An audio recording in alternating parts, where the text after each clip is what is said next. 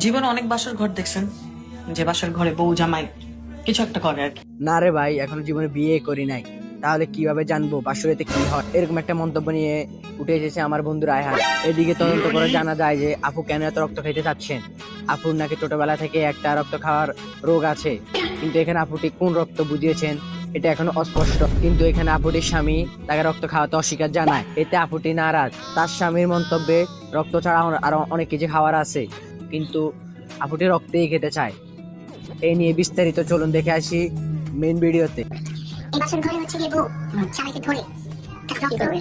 হ্যাঁ স্যার। अरे बाप रे। আরে রক্ত কি খাওয়ার জিনিস? কত কিছু খায়।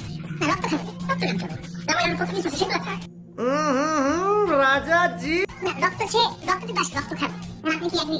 না আমি রক্ত খাওয়াতে রাজি না, অন্য কিছু খাও। समझ रहे हो आप?